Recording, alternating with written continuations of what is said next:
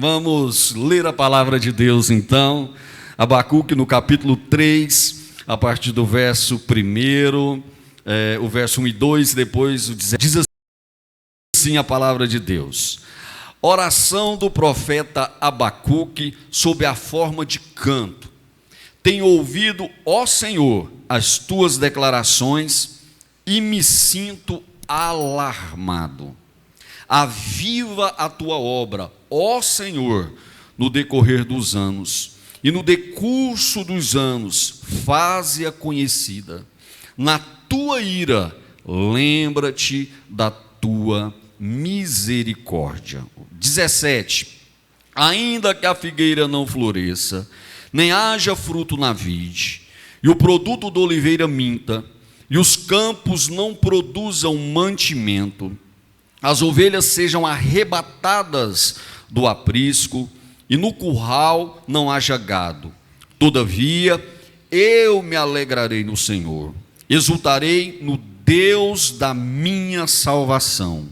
O Senhor Deus é a minha fortaleza, Ele faz os meus pés como os da corça, e me faz andar altaneiramente. Amém. Senhor Deus e Pai, nós oramos, Senhor, nessa noite, diante da sua palavra, ó Pai querido, e rogamos que por seu amor e misericórdia o Senhor fale, alegrando os nossos corações, edificando a nossa fé. Em nome de Jesus, assim nós oramos, Senhor, e te agradecemos pela essa oportunidade de estar na tua presença. Amém. Graças a Deus. Se assente, por favor. Deus abençoe todos vocês. Meus irmãos, o livro de Abacuque é um dos menores livros da Bíblia. A Bíblia relata em 3 capítulos o ministério, ou parte do ministério de Abacuque e da profecia dele. O livro ele é muito conhecido por causa dos 2 textos que nós lemos. Um que fala sobre o clamor de Abacuque, pedindo um avivamento, né? E os versículos 17, 18 e 19, onde Abacuque ele atesta a sua firmeza e o compromisso da sua fé de permanecer firme servindo ao Senhor.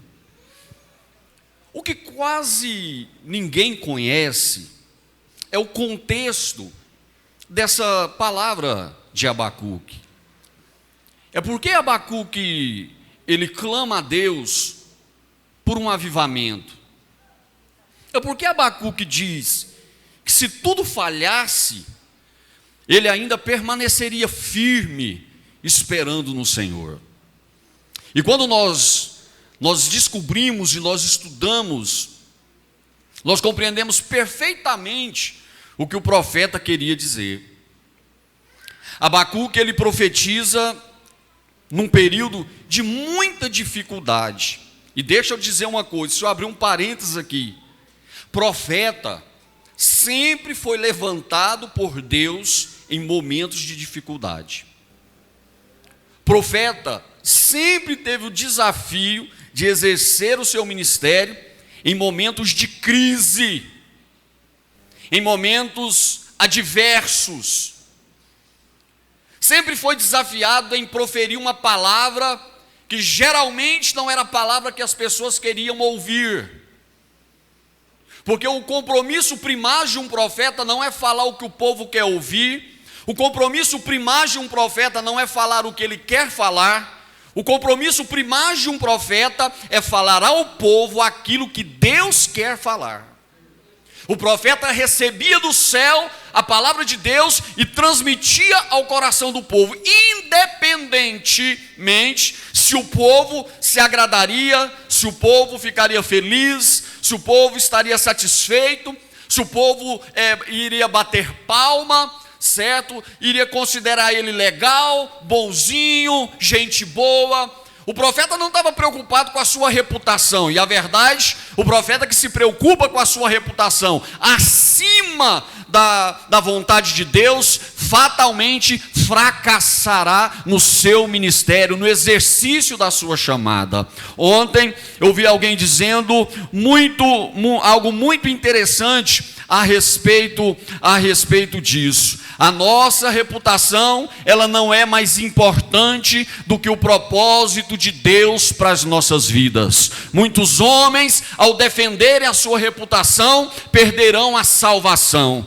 Agora, muitos homens que perderam até a sua reputação diante dos homens, estão com a salvação garantida diante de Deus, por fazer aquilo que agrada ao Senhor. Abacuque, então, ele vive num momento de crise, num momento de extrema rebeldia do povo, no momento em que o povo,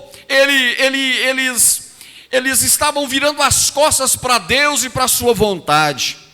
Hoje pela manhã eu comentei algo parecido aqui na escola bíblica dominical, que o grande problema do povo nos dias de Abacuque, nos dias de Jeremias, que foi seu contemporâneo, não é que o povo abandonou Deus, propriamente dito. Não é que o povo virou as costas e nem falava mais em Deus. Não é isso não. O problema desses dias, sabe o que era? Era mistura. O problema desses dias era que o povo estava muito envolvido com as coisas do mundo, mas não deixava o templo. Eles vinham para o templo, adoravam a Deus, faziam sacrifícios, prestavam culto, mas quando eles saíam do templo, eles iam para a prostituição, eles iam para a sua vida torta, eles subiam aos montes altos para oferecer sacrifício a outros deuses, eles se prostravam na idolatria diante dos postes ídolos, tá certo? E eles pensavam, nada vai acontecer com a gente, porque nós fomos ao templo, adoramos a Deus, o templo é o templo do Senhor, não é verdade? Deus nunca vai permitir que a casa dele seja destruída, a casa dele seja devastada. Essa era a triste realidade desse povo. E Abacuque, ele então, no meio de tudo aquilo, a alma de Abacuque, ela geme, a alma de Abacuque chora. Abacuque se sente abalado por ver a infidelidade do povo, a infidelidade da nação. E então Abacuque, ele vai a Deus orar e ele vai questionar a Deus, tá? Mas o livro de Abacuque, ele começa com uma frase, certo, que ela esclarece tudo que se desenvolveu no livro, porque o livro de Abacuque começa com a seguinte frase: sentença revelada ao profeta Abacuque. O que se desenvolve no livro, nesse pequeno livro bíblico, era justamente a sentença de Deus sendo revelada ao seu profeta, como Deus trataria com aquele povo que estava deixando o compromisso da fidelidade. E aí então dá-se então a narrativa de tudo que aconteceu. Abacuque, ele vai a Deus e ele questiona Deus. Ele diz assim: olha, Deus, até quando, Senhor? Até quando, Senhor? Clamarei eu e tu não me escutarás, gritar-te-ei violência e não salvarás. Porque me mostras a iniquidade e me fazes ver a opressão? Pois a destruição e a violência estão diante de mim. A contendas e litígio se suscita. Por esta causa a lei se afrouxa, a justiça nunca se manifesta, porque o perverso cerca o justo e a justiça é torcida. Abacuque, diante do pecado do seu povo, diante daquele estado triste e deplorável que o povo dele estava vivendo diante de Deus, ele vai a Deus e fala assim: Deus, até quando? Até quando eu vou orar ao Senhor e o Senhor não vai me responder? Até quando eu vou clamar em favor desse povo e não ouvirei a sua voz? Ele diz: eu não consigo mais ver o pecado, eu não consigo mais suportar a opressão, a injustiça, torcerem a verdade, torcerem a justiça. E Abacuque estava dizendo: Deus, eu estou clamando diante de tudo isso e o Senhor não está fazendo nada. Era isso que ele estava dizendo: eu estou clamando a Deus e o Senhor não está agindo, o Senhor não está fazendo nada. Eu não suporto mais ver a infidelidade desse povo e o que o Senhor vai fazer. E aí então Deus responde a Abacuque e Deus diz: olha, Abacuque, pode ficar tranquilo, porque o verso 6 do capítulo 1, eu suscito os caldeus, uma nação amarga, impiedosa impetuosa. Eles marcham com seu exército da largura da terra para apoderar-se das moradas que não são suas. Deus então fala a Abacuque: Abacuque, eu vou fazer alguma coisa. Sabe o que eu vou fazer? Eu vou trazer os caldeus para essa terra. Eu vou trazer Babilônia. Eu vou trazer Nabucodonosor com seu exército devastador. Eu vou trazer Nabucodonosor com a espada que vai matar, que vai ferir. Eu vou trazer Nabucodonosor e os caldeus como uma sentença de punição sobre toda essa terra, sobre toda essa nação. A grande verdade é que Abacuque esperava que Deus fizesse algo, mas Abacuque não imaginava quão terrível era a sentença de Deus sobre o povo. Abacuque não imaginava quão dura seria a mão de Deus sobre o povo. Então Abacuque ele questiona Deus: mas Senhor, o Senhor é o Deus da misericórdia, o Senhor é o Deus da compaixão, o Senhor é o Deus da justiça. O Senhor vai usar alguém que é mais pecador do que nós, o Senhor vai usar alguém que é mais injusto do que a gente para punir a gente e os pecados desse povo. E aí Deus diz para Abacuque: olha, Abacuque, nenhum pecado ficará sem punição, nenhum pecado ficará sem a sua justa retribuição.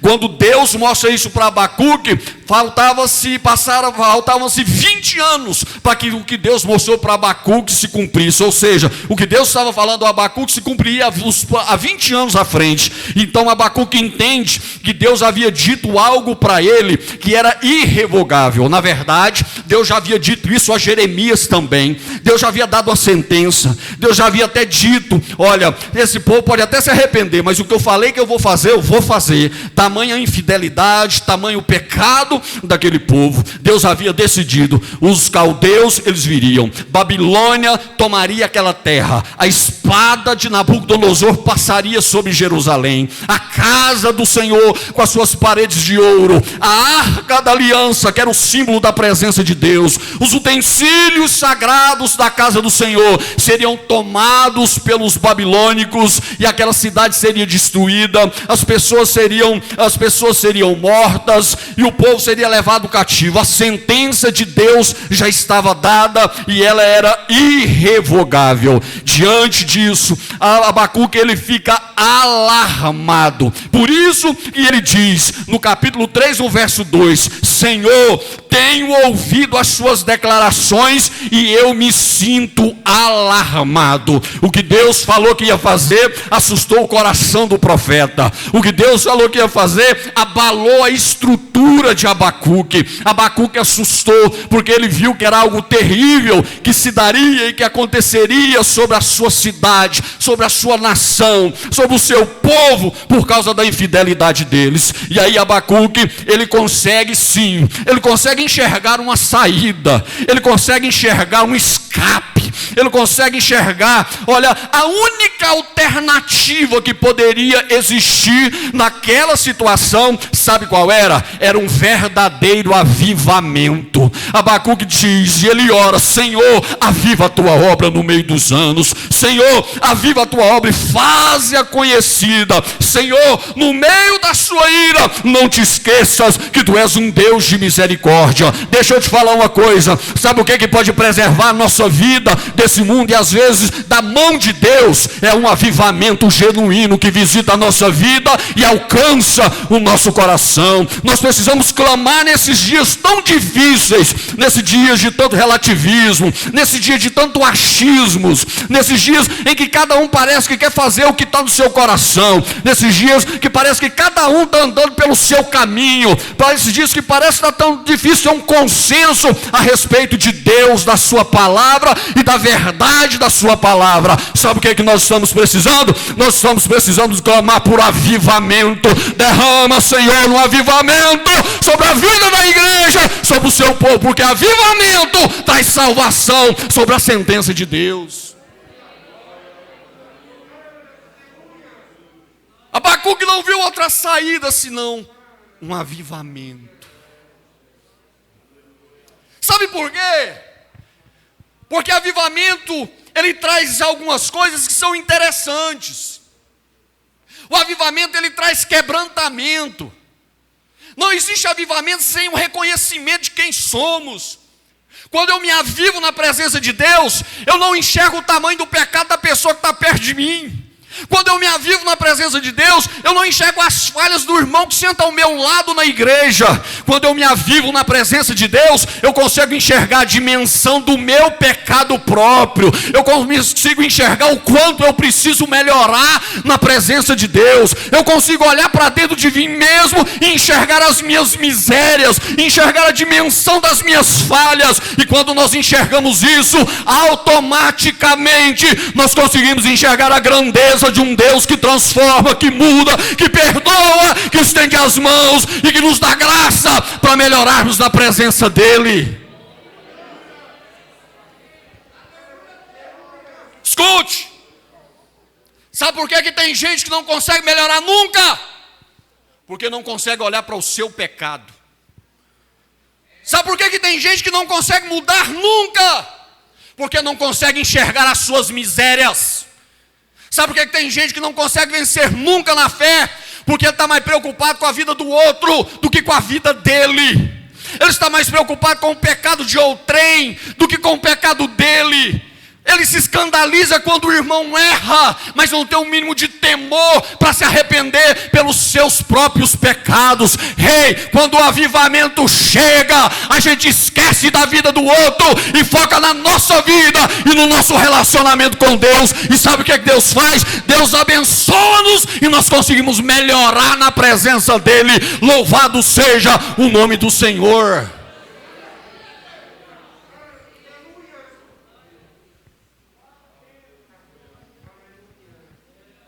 Avivamento. Avivamento, a gente vê a glória de Deus. Isaías, quando ele entra na casa do Senhor, que ele vê Deus no alto e sublime trono. E a casa de Deus se enche da glória, ao ponto que a casa tremia. E quando Isaías vê a glória de Deus, sabe o que Isaías faz? Isaías não consegue olhar para mais nada. Deixa eu dizer uma coisa para você. Sabe o que nós estamos precisando de avivamento? Nós precisamos enxergar um pouco mais da glória de Deus. Quando nós começamos a ver a glória de Deus, nós esquecemos das nossas fraquezas, pastor Júlio. Quando nós começamos a ver a glória de Deus, nós esquecemos da vida dos outros. Quando nós começamos a ver a glória de Deus, nós esquecemos dos nossos problemas. Sabe por quê? Porque a glória de Deus ela é suficiente para fazer a gente crer que Deus é poderoso para tratar com a nossa vida e solucionar tudo aquilo que a gente tem. Talvez você chora, talvez está aí depressivo. Deixa eu te dizer uma coisa: começa a levantar os seus olhos para cima e começa a clamar: Senhor, eu quero ver a sua glória, eu quero ver o seu poder, eu quero ver a sua graça sendo manifestada de uma forma poderosa. Porque quando você vê ela vai encher a sua vida e você vai ver que tudo vai ser mais fácil.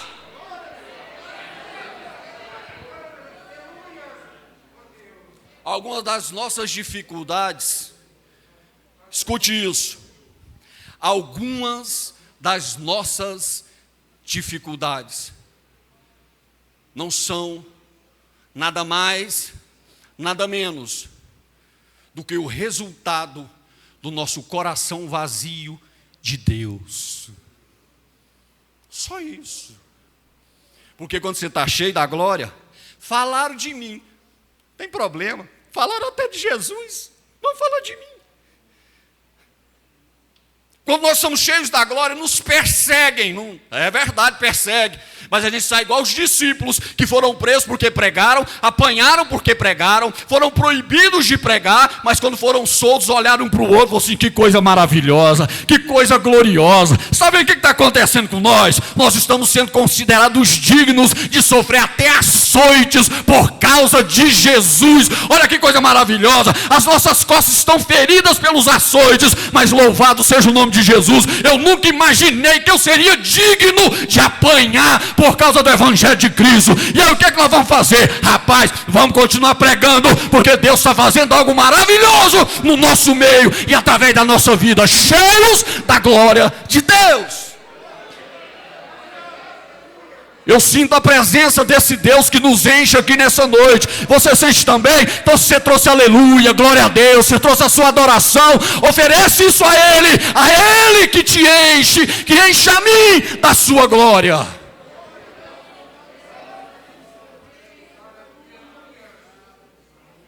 Avivamento nos enche da glória. Avivamento nos faz esquecer dos outros. Avivamento traz esses benefícios. E o avivamento faz Deus se lembrar da sua misericórdia. Deus pode estar irado, mas quando Ele encontra a pastora Agenor, quando Ele se encontra com um crente avivado, Ele se lembra da sua misericórdia. No deserto, Deus falou: Moisés, eu vou destruir esse povo rebelde, eu vou matar, vou fazer de você uma nova nação, um povo que vai me servir com fidelidade. Certo, Deus estava extremamente irado, mas no meio daquele arraial, no meio daquela nação rebelde, no meio daquele povo obstinado de dura cerviz, existia gente cheia do Espírito Santo e avivado. Moisés se coloca diante de Deus e diz: Senhor, não faça isso, não faz isso, lembra que o Senhor é um Deus de misericórdia. Se o Senhor destruir esse povo, as pessoas que conhecem a nossa história vão dizer que o Senhor não tinha poder de fazer eles entrar na terra, e então o Senhor mata eles no deserto. Lembra que o Senhor é um Deus de misericórdia.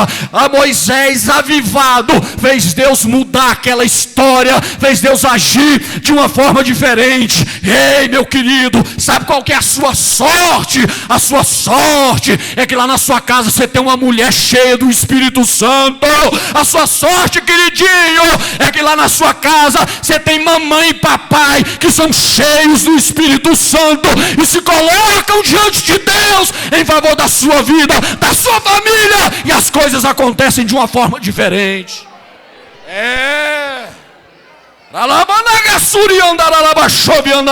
Eu sinto a presença de Deus aqui nessa noite.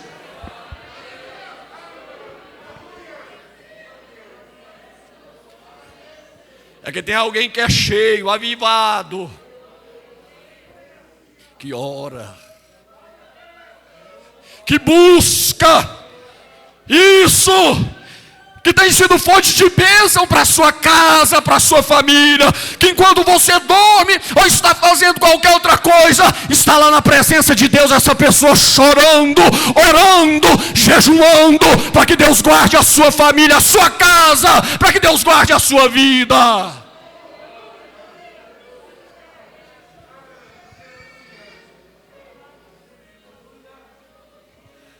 Abacuque, Deus traz um avivamento sobre esse povo.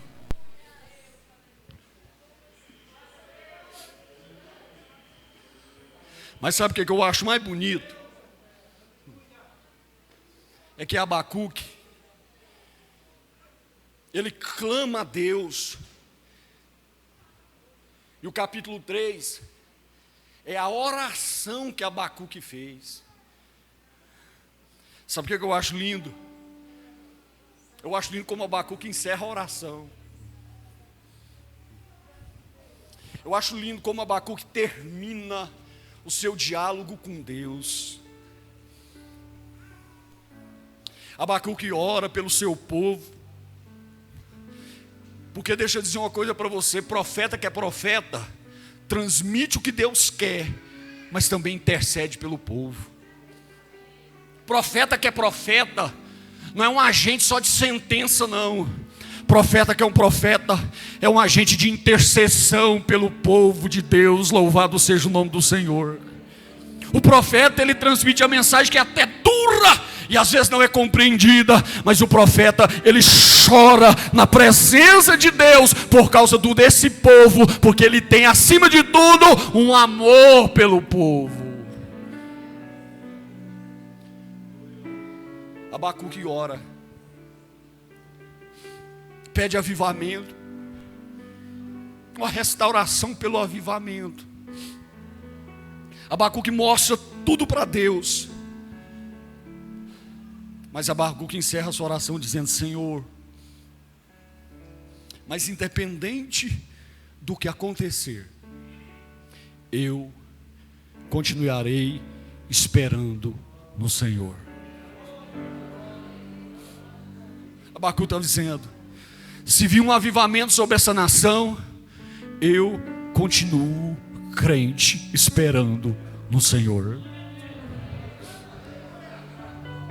Ele diz: se não vir, e ainda que a figueira não dê flor, ainda que não haja fruto na videira, mesmo que a oliveira fale, minta, e mesmo que os campos não produzam mantimento, mesmo que as ovelhas sejam arrebatadas do aprisco, e no curral não haja gado, todavia eu me alegrarei no Deus da minha salvação. Abacuque diz: Senhor, eu sou avivado. Pode acontecer o que aconteceu, eu ainda terei motivo de alegria, de ser alegre, feliz e fiel, porque a minha alegria, ela não está presa às circunstâncias dessa vida. A minha alegria é o Senhor, e eu permanecerei fiel. Ei! Deixa eu te dizer uma coisa: que abandone Deus quem quiser, eu quero permanecer fiel. Que se frustre, que se decepcione aí quem quiser, eu quero permanecer fiel. Tem gente aí dizendo: não sei o que, tem pastor mala, pastor que aquilo, pastor que aquilo outro. Tem, é verdade, mas eu quero permanecer fiel.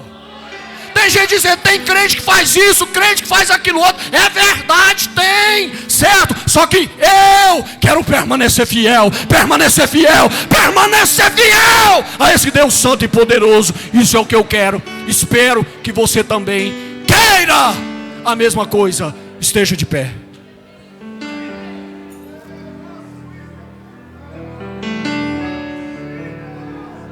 Isso, se você sente a presença dele, adore a ele nessa noite. Se o Espírito Santo de Deus alegra o seu coração nesse domingo, exalte, adore, glorifique, louve a ele nessa noite.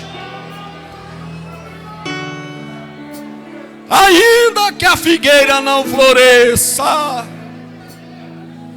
que não haja frutos na videira, que o produto da oliveira minta, que as ovelhas sejam arrebatadas dos currais, que no campo não haja mantimento, mesmo em meio ao caos que possa se instaurar, aleluia, ele diz: todavia eu me alegro e exulto no Deus da minha salvação. Louvado seja o nome do Senhor. Porque o Senhor Deus é a minha fortaleza.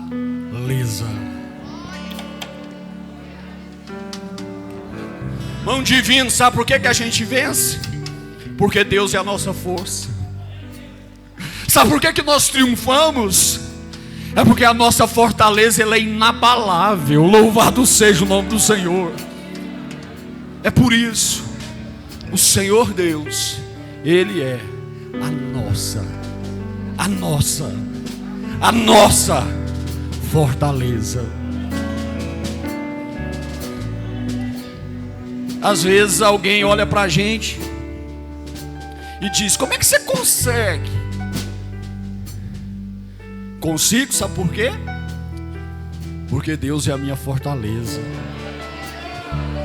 Como é que você suportou isso e não desviou? Sabe por quê? Porque Deus é a minha fortaleza. Por que você não vingou? Deus é a minha fortaleza. Por que você não anda triste? Deus é a minha fortaleza. É por isso, Ele é a nossa fortaleza. Ei, fica firme. Pastor, mas eu pequei, eu errei. Deus te perdoa, te restaura, Ele te estende a mão, Ele não te joga fora. Fica firme, Deus vai te abençoar. Pastor, eu falei. Você está diante de um Deus que tem misericórdia. Se você te arrepende, Ele te perdoa. Ele é a nossa fortaleza. Tem alguém nessa noite que quer aceitar a Jesus como Salvador da sua vida? Quer se render aos pés desse Deus forte, desse Deus misericordioso, nesse Deus que perdoa o pecado, que lava as nossas iniquidades, que transforma a nossa vida e escreve o nosso nome no livro da vida e nos enche da alegria da salvação? Tem alguém? Vem à frente, eu estou convidando você para ser crente. Nós temos uma pessoa aceitando Jesus. Você pode adorar a Deus? Vai lá, Jabes. Você pode adorar a Deus? Olha aí, irmã Esther, olha a bênção de Deus. Tem mais? Mais alguém? Aleluia. Essa menina está aceitando Jesus, tá? Está retornando para a igreja. Você pode glorificar a Deus. Jesus está salvando. Onde está a terceira pessoa? Venha em nome de Jesus. Você não veio hoje aqui por acaso, não. Você veio aqui, sabe por quê? Deus te trouxe aqui para você adorar a Deus, para Ele visitar você, para Ele te encher do Espírito Santo, para você ser abençoado. Onde está a terceira pessoa? Vem em nome de Jesus. Onde está? Ei, vem.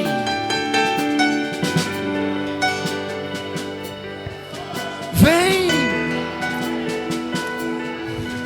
Não há nada melhor que ser crente. Não tem. Tem mais alguém? Mais uma pessoa? Não há? Não é hoje. Deus abençoe você. Volte à igreja. Aqui é o lugar onde Deus vai abençoar você. Você pode estender suas mãos e orar. Pastor Júlio, evangelista Antônio, filho, por favor, desce lá para orar com eles. Vai lá, Antônio, ajuda a gente. Estenda suas mãos. Oremos por esses meninos. Senhor Deus, aqui estão os seus filhos, que vêm aos quaisquer circunstâncias. Você tem um Deus que já é mais do que suficiente para você se alegrar na presença dEle.